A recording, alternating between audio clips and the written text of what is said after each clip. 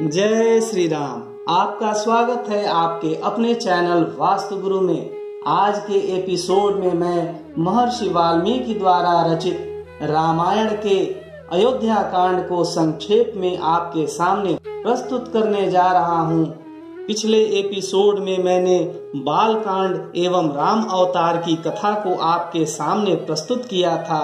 यह अति पवित्र ग्रंथ संस्कृत भाषा में रचित है। इसे मैं हिंदी में आपको बताने जा रहा हूँ। इससे पहले हमारे चैनल को सब्सक्राइब, लाइक और शेयर करें एवं कमेंट बॉक्स में कमेंट करें तथा बेल आइकॉन यानी घंटी वाला बटन ऑल ऑप्शन में जाकर के जरूर दबाएं, जिससे आने वाले एपिसोड की जानकारी आपको मिलती रहे। क्योंकि हमारा चैनल धार्मिक एवं पौराणिक कथाएं, व्रत, पूजा विधि, अनुष्ठान, वास्तुशास्त्र की सही जानकारी आपको देता है। हम आपको वही जानकारी देते हैं जो कि प्रामाणिक हो। तो आइए भगवान श्री राम का स्मरण करते हुए सुनते हैं अयोध्या कांड की संक्षिप्त कथा, जैसा कि वाल्मीकि रामायण में बताया गया है। नारद जी कहते हैं, भरत के ननिहाल चले जाने पर लक्ष्मण सहित श्री रामचंद्र जी ही पिता माता आदि की सेवा सत्कार में रहने लगे। एक दिन राजा दशरथ ने श्री रामचंद्र जी से कहा, रघुनंदन मेरी बात सुनो, तुम्हारे गुणों पर अनुरक्त हो प्रजाजनों ने मन ही मन तुम्हें राज सिंहासन पर अभिषिक्त कर दिया है। प्रजा की यह हार्दिक इच्छा है कि तुम युवराज बनो। अतः कल प्रातः काल मैं तुम्हें युवराज पद प्रदान कर दूंगा। आज रात में तुम सीता सहित उत्तम व्रत का पालन करते हुए संयम पूर्वक रहो। राजा के 8 मंत्रियों तथा वशिष्ठ जी ने भी उनकी इस बात का अनुमोदन किया। उन 8 मंत्रियों के नाम इस प्रकार हैं: दृष्टि, जयंत, विजय, सिद्धार्थ, राज्यवर्धन, अशोक, धर्मपाल तथा सुमंत्र। इनके अतिरिक्त वशिष्ठ जी भी मंत्रणा देते थे। पिता और मंत्रियों की बातें सुनकर श्री रघुनाथ जी ने तथास्तु कहकर उनकी आज्ञा शिरोधार्य की और माता कौशल्या को यह शुभ समाचार बताकर देवताओं की पूजा करके वे संयम में स्थित हो गए। उधर महाराज दशरथ वशिष्ठ आदि मंत्रियों को यह कहकर कि आप लोग श्री रामचंद्र के राज्याभिषेक की सामग्री जुटाएं, कैकेयी के भवन चले गए। कैकेयी के मंथरा नामक एक दासी थी जो बड़ी दुष्टा थी। उसने अयोध्या की सजावट होती देख श्री रामचंद्र जी के राज्याभिषेक की बात जानकर रानी कैकेयी से सारा हाल कह सुनाया। एक बार किसी अपराध के कारण श्री रामचंद्र जी ने मंथरा को उसके पैर पकड़कर घसीटा था। उसी वैर के कारण वह सदा यही चाहती थी कि राम का वनवास हो जाए। मंथरा बोली, कैकेयी तुम उठो, राम का राज्याभिषेक होने जा रहा है। यह तुम्हारे पुत्र के लिए, मेरे लिए और तुम्हारे लिए भी मृत्यु के समान भयंकर वृत्तांत है, इसमें कोई संदेह नहीं है। मंथरा कुबड़ी थी। उसकी बात सुनकर रानी कैकेयी को प्रसन्नता हुई। उन्होंने कुब्जा को एक आभूषण उतार कर दिया और कहा, मेरे लिए तो जैसे राम हैं वैसे ही मेरे पुत्र भरत भी हैं। मुझे ऐसा कोई उपाय नहीं दिखाई देता जिससे भरत को राज्य मिल सके। मंथरा ने उस हार को फेंक दिया और कुपित होकर कैकेयी से कहा। मंथरा बोली, ओ नादान, तू भरत को, अपने को और मुझे भी राम से बचा। कल राम राजा होंगे, फिर राम के पुत्रों को राज्य मिलेगा। कैकेयी, अब राजवंश भरत से दूर हो जाएगा। मैं भरत को राज्य दिलाने का एक उपाय बताती हूँ। पहले की बात है, देवासुर संग्राम में शंबरासुर ने देवताओं को मार भगाया था। तेरे स्वामी भी उस युद्ध में गए थे। उस समय तूने अपनी विद्या से रात में स्वामी की रक्षा की थी। इसके लिए महाराज ने तुझे 2 वर देने की प्रतिज्ञा की थी। इस समय उन्हीं दोनों वरों को उनसे मांग। एक वर के द्वारा राम का 14 वर्षों के लिए वनवास और दूसरे के द्वारा भरत का युवराज पद पर अभिषेक मांग ले। राजा इस समय वे दोनों वर दे देंगे।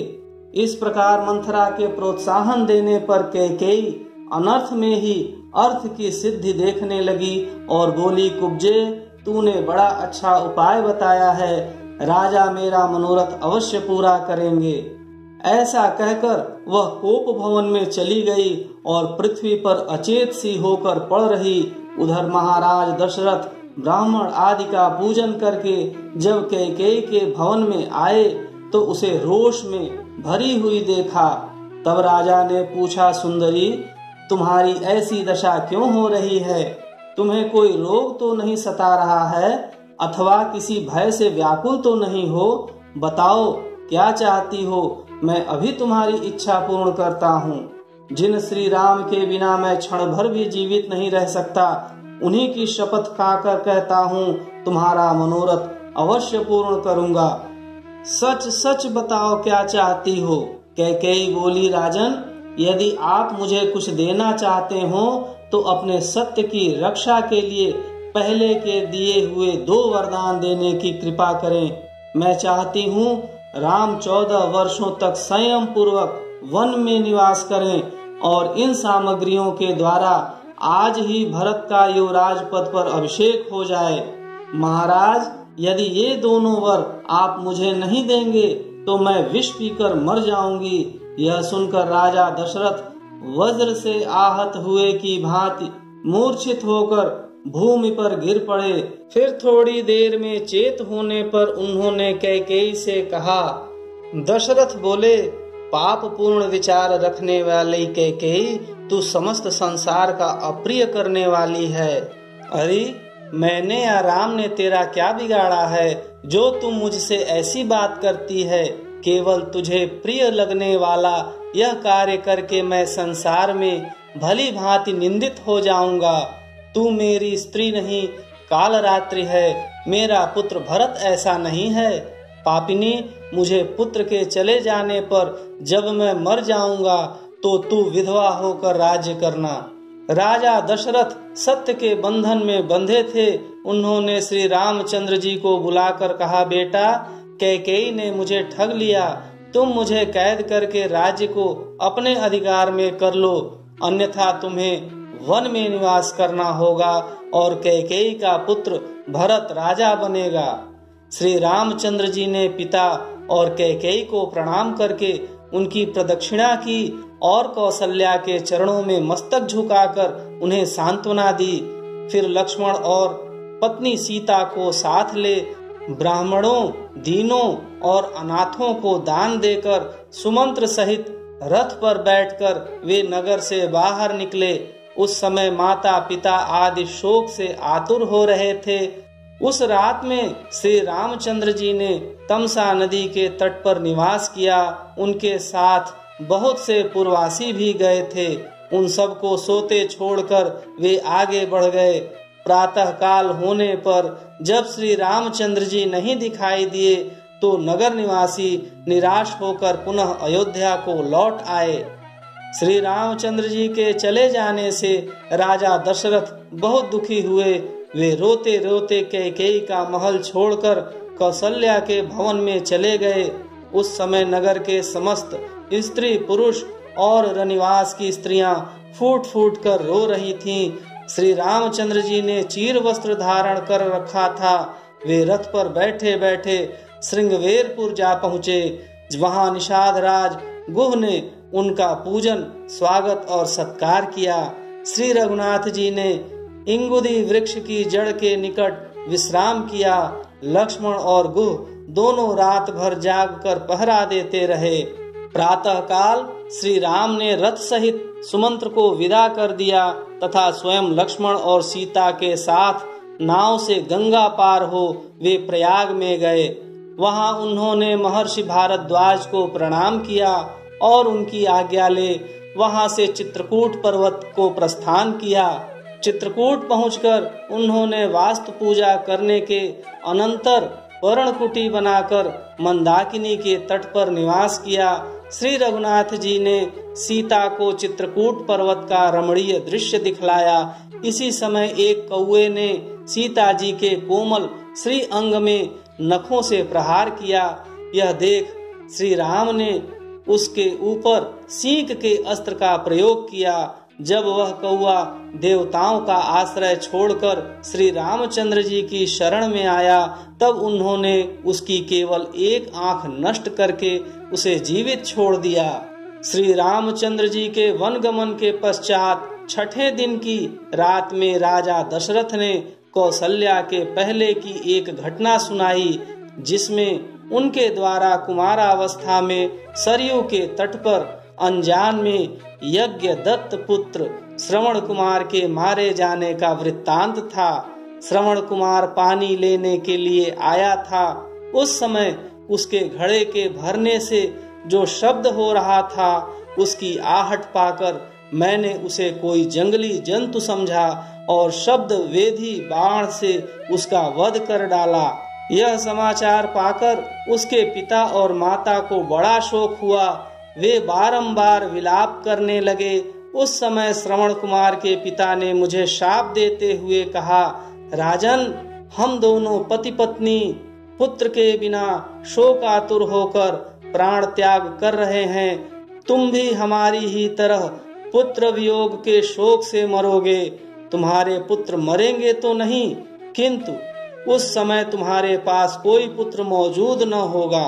कौशल्य, आज उस शाप का मुझे स्मरण हो रहा है। जान पड़ता है अब इसी शोक से मेरी मृत्यु होगी। इतनी कथा कहने के पश्चात राजा ने हा राम कहकर स्वर्गलोक को प्रयाण किया। कौशल्या ने समझा महाराज शोक से आतुर हैं, इस समय नींद आ गई होगी। ऐसा विचार करके वे सो गईं। प्रातः काल जगाने वाले सूत, मागध और बंदी जन सोते हुए महाराज को जगाने लगे, किंतु वे न जगे। तब उन्हें मरा हुआ जान रानी कौशल्या हाय मैं मारी गई कहकर पृथ्वी पर गिर पड़ी। फिर तो समस्त नर नारी फूट फूट कर रोने लगे। तत्पश्चात महर्षि वशिष्ठ ने राजा के शव को तैल भरी नौका में रखवाकर भरत को उनके ननिहाल से तत्काल बुलवाया। भरत और शत्रुघ्न अपने मामा के राजमहल से निकलकर सुमंत्र आदि के साथ शीघ्र ही अयोध्यापुरी में आए। यहाँ का समाचार जानकर भरत को बड़ा दुख हुआ। कैकेयी को शोक करती देख उसकी कठोर शब्दों में निंदा करते हुए बोले, अरे तूने मेरे माथे कलंक का टीका लगा दिया, मेरे सिर पर अपयश का भारी बोझ लाद दिया। फिर उन्होंने कौशल्या की प्रशंसा करके तैलपूर्ण नौका में रखे हुए पिता के शव का सरयू तट पर अंत्येष्टि संस्कार किया।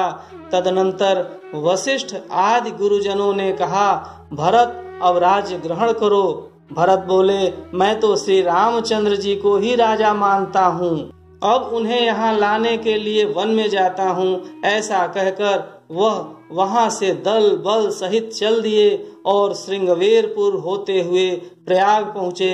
वहाँ महर्षि भरद्वाज ने उन सबको भोजन कराया। फिर भरद्वाज को नमस्कार करके वे प्रयाग से चले और चित्रकूट में श्री राम एवं लक्ष्मण के समीप आ पहुँचे। वहाँ भरत ने श्री राम से कहा, रघुनाथ जी, हमारे पिता महाराज दशरथ स्वर्गवासी हो गए। अब आप अयोध्या में चलकर राज्य ग्रहण करें। मैं आपकी आज्ञा का पालन करते हुए वन में जाऊंगा। यह सुनकर श्री राम ने पिता का तर्पण किया और भरत से कहा, तुम मेरी चरण पादुका लेकर अयोध्या लौट जाओ, मैं राज्य करने के लिए नहीं चलूंगा। पिता के सत्य की रक्षा के लिए चीर एवं जटा धारण करके वन में ही रहूंगा। श्री राम के ऐसा कहने पर सदल बल भरत लौट आए और अयोध्या छोड़कर नंदीग्राम में रहने लगे। वहां भगवान की चरण पादुकाओं की पूजा करते हुए वे राज्य का भली भांति पालन करने लगे। इसी के साथ रामायण कथा के अंतर्गत अयोध्या कांड की कथा पूर्ण हुई। जय श्री राम।